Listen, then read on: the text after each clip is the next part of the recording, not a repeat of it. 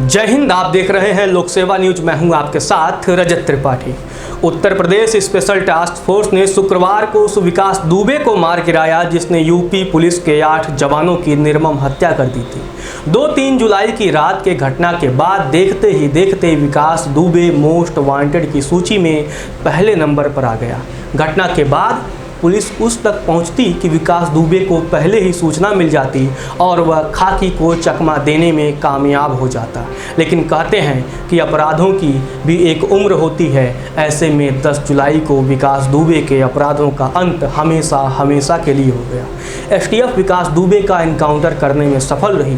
Encounter के बाद चारों तरफ सिर्फ विकास दुबे की चर्चा हो रही है, लेकिन उस आईपीएस अफसर के बारे में बातें कम हो रही हैं जिसने विकास दुबे को उसके अंजाम तक पहुंचाने में अहम भूमिका निभाई। उस तेज तर्रार आईपीएस अफसर का नाम है अमिताभ यश। मूल रूप से बिहार के रहने वाले अमिताभ यश ही वह अफसर हैं जिन्होंने बिकरू गांव की घटना के बाद विकास दुबे को पकड़ने के लिए हर तरह का प्लान बनाया। यहां तक कि उन्होंने अन्य राज्यों के पुलिस विभाग से संपर्क साधकर विकास को पकड़ने की कोशिश की। लेकिन 9 जुलाई की सुबह विकास दुबे महाकाल मंदिर में पुलिस की गिरफ्त में आया। उसके बाद तरह तरह के सवाल उठने लगे। सबसे बड़ा सवाल तो यह था कि क्या विकास दुबे कानपुर जिंदा पहुंच पाएगा।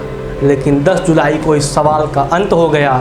दुर्दांत अपराधी विकास दुबे मार दिया गया। इसका श्रेय 1996 बैच के आईपीएस अफसर अमिताभ यश, जो कि इस समय स्पेशल टास्क फोर्स के मुखिया भी हैं, उनको जाता है। विकास दुबे के एनकाउंटर से पहले उनकी पहचान दबंग पुलिस अफसर के तौर पर होती रही है। बुंदेलखंड के बिहड़ों में डकैतों के अंत में उन्होंने अहम भूमिका निभाई और बिहड़ों को डाकुओं से मुक्ति दिलाई।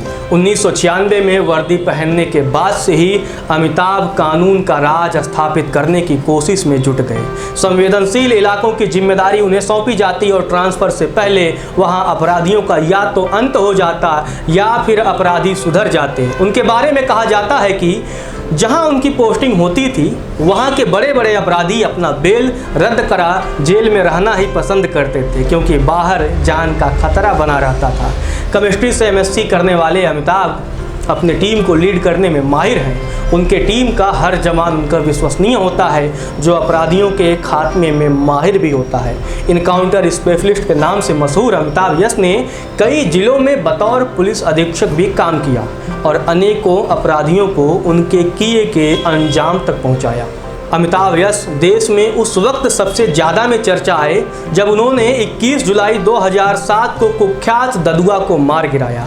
इसके बाद कुख्यात डकैत फोकिया को भी ढेर किया। ददुआ के एनकाउंटर की कहानी काफ़ी दिलचस्प थी, क्योंकि ददुआ घने जंगलों में रहता था। वहाँ गाड़ियों से जाना खतरे से खाली नहीं था, क्योंकि गाड़ियों की आवाज़ सुन अपराधी पहले ही हमला कर देते या फिर फरार हो जाते। ऐसे में ददुआ को मार गिराने के लिए अमिताभ यश अपनी टीम के साथ घने जंगलों में 50 किलोमीटर तक पैदल ही सफ़र किए और अंत में ददुआ को मार गिराया। अपराधियों के खिलाफ उनके सख्त रवैये की वजह से उन्हें एसटीएफ में शामिल किया गया। एसटीएफ में रहते हुए उन्होंने 3 दर्जन से ज़्यादा कुख्यात अपराधियों का इनकाउंटर किया। इसके अलावा दर्जनों इनकाउंटर करने वाली टीमों को गाइड और लीड भी किया। उनकी इस अद्भुत क्षमता की ढाक बॉलीवुड तक भी पहुंची। बताया जाता है कि ददुआ एनकाउंटर को लेकर बॉलीवुड में फिल्म बनाने पर काम चल रहा है। खबरों की माने तो उस फिल्म में अमिताभ के किरदार में शाहरुख खान दिख सकते हैं। बता दें, अमिताभ यश के पिता राम यश सिंह भी देश के नामी गिरामी आईपीएस अफसरों में एक रह चुके हैं। आईपीएस अफसर अमिताभ यश की कहानी आपको कैसी लगी, हमें कमेंट करके ज़रूर बताइए। फिलहाल के लिए इतना ही। आप देखते रहिए लोक सेवा न्यूज।